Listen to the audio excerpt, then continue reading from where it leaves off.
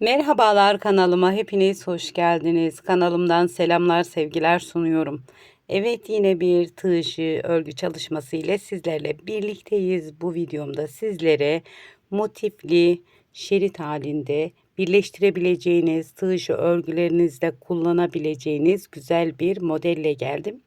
Yeni başlayanların kolaylıkla yapabileceği bir model diye düşünüyorum. Buyurun, dilerseniz modelin anlatımına geçelim. Hemen model için kullanacağım ipimi göstereyim. Alize simli şal ipi kullanacağım arkadaşlar. Güzel tatlı bir renk. Gri rengimiz ağır bir renk. Şöyle kalınlığı, inceliği ise ipimizin bu şekilde. Tığ numaram ise 1,30 milimlik tığ kullanacağım. İnce bir tığ seçiyorum. Sizler elinize yatkın tığlar seçebilirsiniz. Evet, Bismillahirrahmanirrahim diyelim ve başlayalım. Evet arkadaşlar, tığıma ipimi sabitledim. Burada 10 tane zincir çekiyoruz. İlk başlangıç kısmında 10 zincir çekip, evet, çektim, ilk zincirimden bu şekilde batarak kaydırma tekniğiyle bir yuva oluşturdum. Burada 1, 2, 3, 4, 5, 6 zincir çektim. 6 zincirden sonra elimi tuttum. 1, 2, 3 zincir ekledim. Tığımın başına ipimi aldım. 1, ikili trabzan. 2, 3,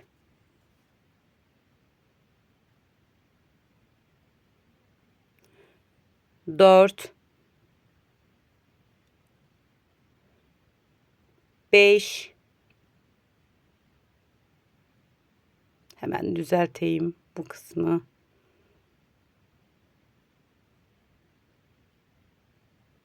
Simli olunca.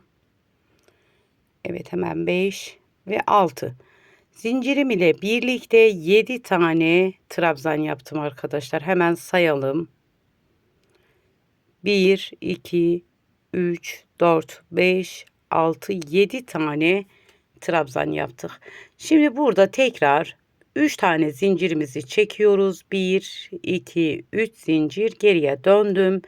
Tekrar trabzanların üzerine trabzan yapıyoruz. Zincirimiz ile birlikte 7 tane trabzan yapıyoruz.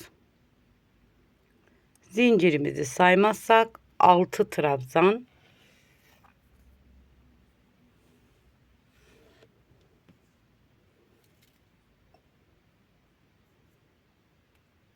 Evet, trabzanımı hemen sonuncusunu da zincirimin tepesine batarak yapıyorum. Evet, bu şekilde bir görüntümüz oluştu. Şimdi burada 1, 2, 3, 4, 5, 6 zincir çektim. Tığımın başına 1, 2, 3 defa ipimi aldım. Burada hemen bu şekilde 2 tane ilmeğimden alarak 2, 2, 2, 2, dörtlü bir trabzan yaptık arkadaşlar. Dörtte çektiğimiz bir trabzan yaptık ve bu şekilde bir yuva oluşturduk.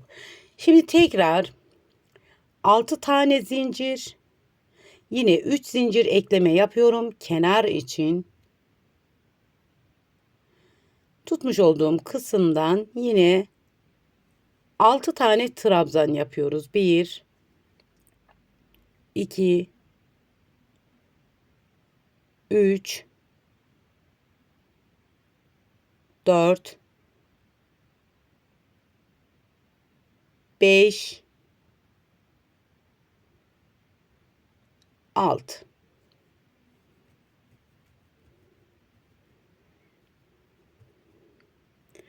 Tekrar 3 zincir, üzerine tekrar trabzan, aynı her bir noktaya, her bir trabzan tepesine ikili trabzan yapıyorum. Evet, devam ediyorum. Yine trabzanlarımı yapıyorum. Son hemen zincirimin tepesine de bir tane daha trabzanımı yaptım. Şimdi buradaki yapmış olduğumuz kısmı yapıyoruz. 6 tane zincir çekiyoruz. Tığımızın başına 3 defa ipimizi alıyoruz. Hemen 2 tane ilmeğimden bu şekilde ilmek aldım. İkişer ikişer tığımdan çıkardım. Dörtlü bir trabzan yaptım. Evet, tekrar artık bu yapmış olduğumuz dolguyu yapıyoruz. Yapacağımız örgünün mesafesine göre uzatıyoruz arkadaşlar. Evet, ben uzattım. Şimdi burada hemen şöyle göstereyim.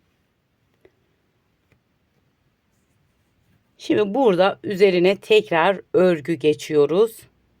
Dediğim üzere şerit halinde modelimiz. Hemen burada 10 tane zincir çekiyorum.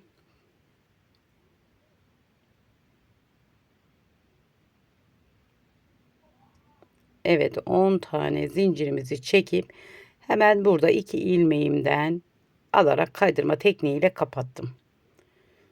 Tekrar burada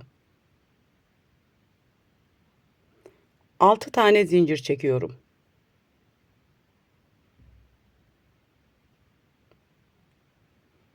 Hemen yapmış olduğumuz dolgunun tepesinden kaydırma tekniğiyle sabitliyorum.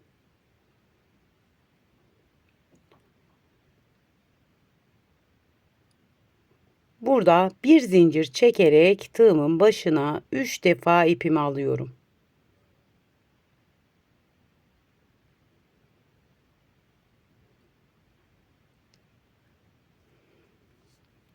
Burada hemen yuvanın içine battım. 2 2 2 dörtlü bir trabzan yaptım. Burada 4 tane zincir çekiyorum. Hemen bu 2 ilmeğimden kaydırma tekniğiyle kapattım. Arada bir zincir. Yine tığımın başına 3 defa ipimi aldım. Dörtlü trabzanımı yapıyorum. Dörtlü trabzanımdan sonra yine 4 tane zincirimi çekiyorum. Kaydırma tekniğiyle yine kapattım. Bir zincir. 3 defa tığımın başına ipimi alıyorum. İkişer ikişer ilmeklerimi çıkardım.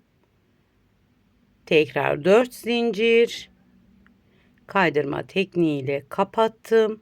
Pirçik yapıyoruz arkadaşlar. Bir zincir çekiyoruz. Bu şekilde 6 tane pirçik yapıyoruz. Tekrar 4 tane zincirimi çekiyorum.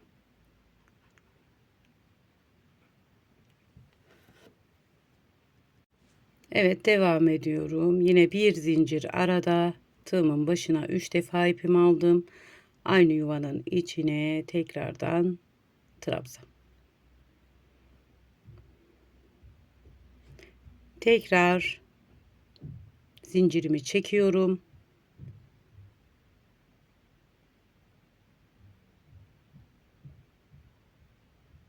Tığımın başına 3 defa ipimi aldım. Aynı yuvanın içine tekrardan batım. Tekrar 4 zincir.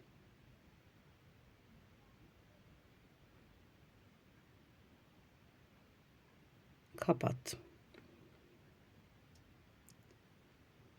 Bir zincir çektim. Yine bir tane daha trabzan yaptım. Hemen şöyle bakalım arkadaşlar. 7 tane trabzan yapıyoruz. 6 tane firçik. Hemen diğerine atlıyorum. Bir zincir çektim. Kaydırma tekniğiyle bu kısma sabitledim. Bir zincir. Tekrar yine bu yapmış olduğumuzu yapıyoruz. Buraya.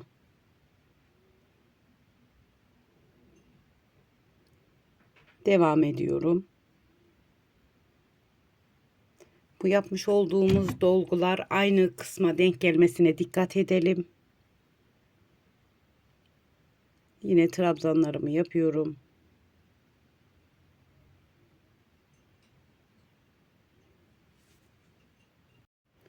Kaydırma tekniğiyle kapattık. Arada bir zincir, tığımın başına 3 defa ipimi alıyorum. Dörtlü bir trabzan yapıp bu şekilde tekrar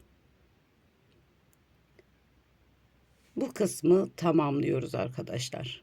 Evet, hemen şöyle göstereyim. Bu kısmı tamamladım.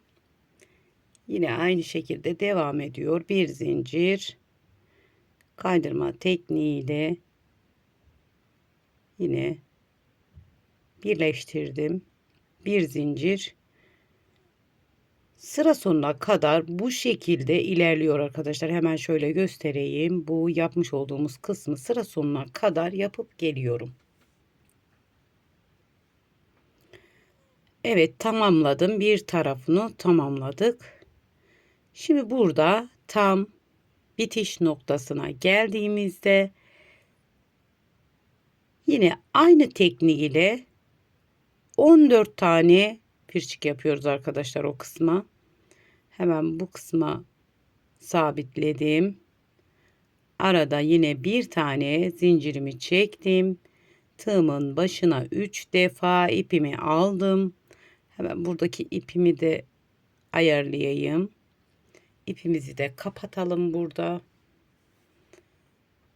Bu şekilde geriye doğru çekeceğim. İpi içine yedireceğim arkadaşlar. Bu şekilde. Hemen 3 defa tığımın başına ipimi aldım. Yuvanın içine battım ve trabzanımı yaptım. Yine 4 tane zincirimi çektim. Kapattım. Arada bir zincir, tığımın başına 3 defa ipimi aldım. Dörtlü bir trabzan.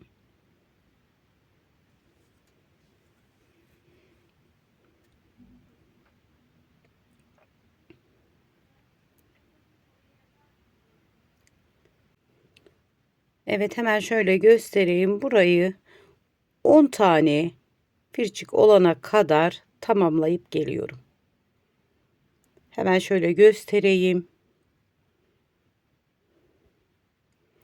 Bu şekilde 1, 2, 3, 4, 5, 6, 7, 8, 9, 10 tane yaptım.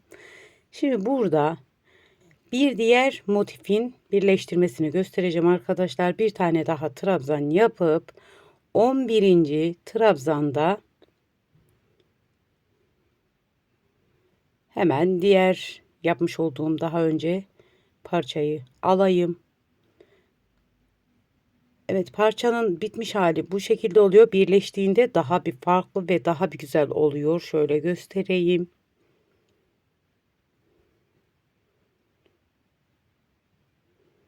Hemen bu şekilde denk gelecek şekilde birleştirme yapıyoruz. Birleştirmesini de göstereceğim arkadaşlar.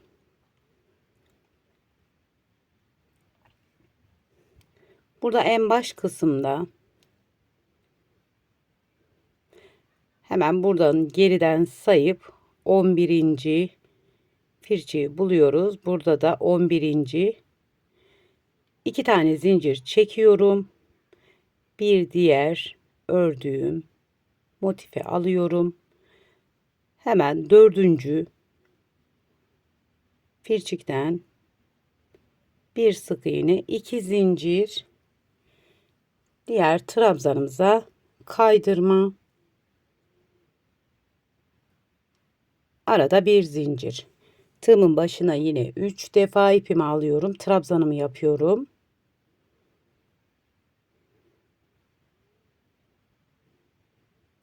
İki tane zincirimi çektim. Hemen bir diğer pirçeye geçtim. Sık iğnemi yaptım. 2 zincirimi çekiyorum. Hemen diğer motifime geldim. Sabitliyoruz hemen bu şekilde. Bir zincir. Geride 2 tane firçimiz kalıyor burada. Hemen trabzanımı yapıyorum.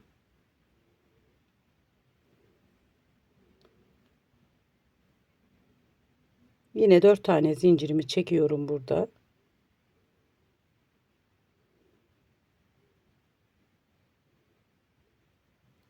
Arada bir zincir, tığımın başına 3 defa ipimi aldım.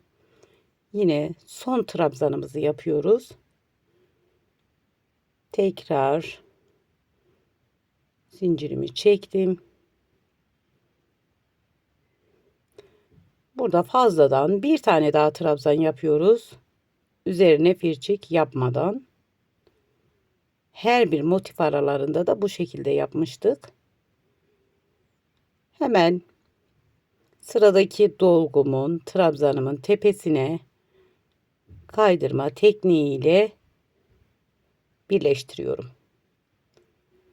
Bir zincir. Burada da 2 tane trabzanımızı yapıyoruz. 3. trabzanımızda birleştirme yapıyoruz. Hemen 2 tane trabzanımı ben yapayım. Bu şekilde her bir motif karşısına denk gelecek şekilde. Evet, 2 tane trabzanımı yaptım. 3. trabzanımda 2 tane zincirimizi hemen çekelim burada. Pardon, trabzanımızı yapalım. 3. trabzanımızda birleştirmemizi yapıyoruz.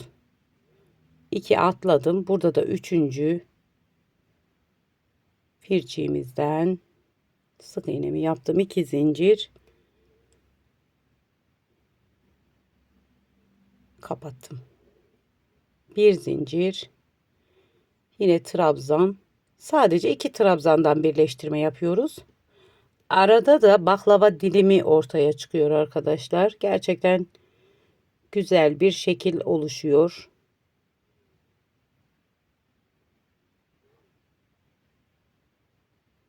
Tekrar ikinci sabitlememi de yaptım.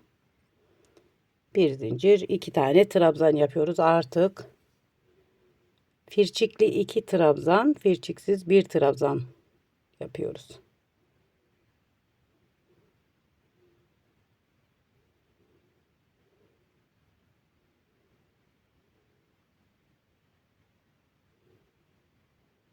Evet, 6. oluyor bu yapmış olduğumuz.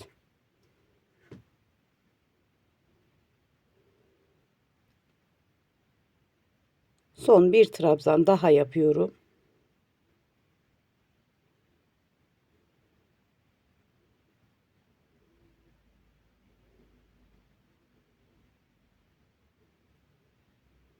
Bir zincir birleştiriyorum hemen trabzanımın tepesinden. Evet arkadaşlar, hemen şöyle tekrar göstererek yapıyorum daha iyi anlaşılsın diye. Burada her bir motiflerin karşısından birleştirerek tamamlayacağım. Evet. Her bir motifimi birleştirdim. Burada en son kısma geldik. Bu yapmış olduğumuz kısma geldiğimizde yine burayı da göstereceğim. Bir zincir, yine trabzan yapıyorum. Kenar bitiş noktası oluyor. 4 tane zincirimi çekiyorum. Yine bu kenar kısımda birleştirmeden kalacak 2 tane trabzanım olacak. Sonra 3. trabzanda birleştirme yapacağız. Hızlıca trabzanlarımı öreyim.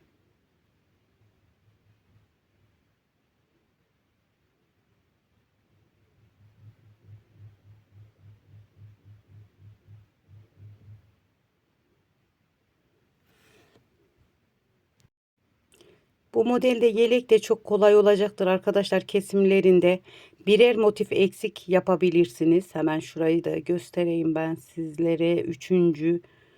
trabzanımdan girdim. Birleştirmemi yaptım. Tekrar bir diğerini, bir zincir. Yeleklerde birer motif, yaka kısımlarında birer motif eksik yapabilirsiniz. Kol 2 motif eksiltebilirsiniz uzunlamasına yaptığınız zaman. Yine ikinci birleştirmem.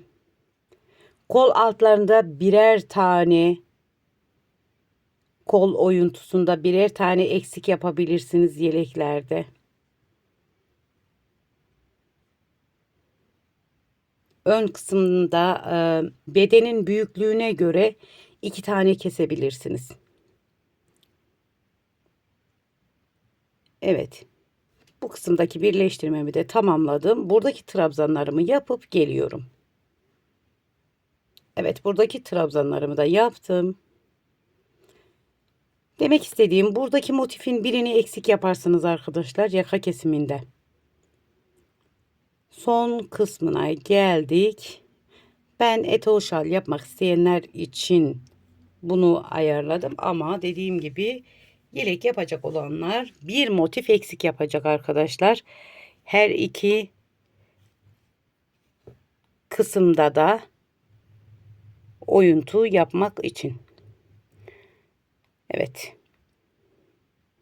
Keselim. İpimizi de içine, arka yüzüne yedirelim, içine gizleyelim.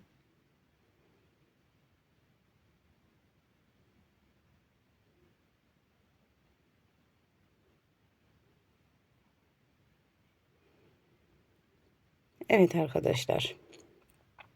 Modelimizin görüntüsü bu. Dediğim üzere yeleklerde çok basit olacaktır arkadaşlar. Bir üst kısmından birer motif. Kol altından bir motif. Yani bu bedenine göre değişebilir. Çok da hızlı ilerleyecektir yapmış olduğunuz örgüleriniz. Etol şal olabilir.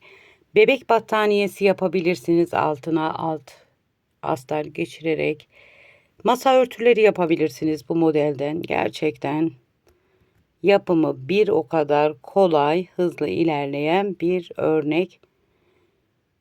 Şöyle farklı açılardan göstermek istiyorum. Tersi düzü de çok fark etmiyor ama bu göstermiş olduğum kısım, düz tarafı, ters tarafı çok fark etmiyor. Evet. Bir videomuzun daha sonuna geldik arkadaşlar. Bu aşamaya kadar beni izlediyseniz bir beğeni, bir yorum yapmayı lütfen unutmayın. Bir sonraki videomuzda görüşmek dileğiyle. Allah'a emanet olun. Hoşça kalın. Kendinize iyi bakın.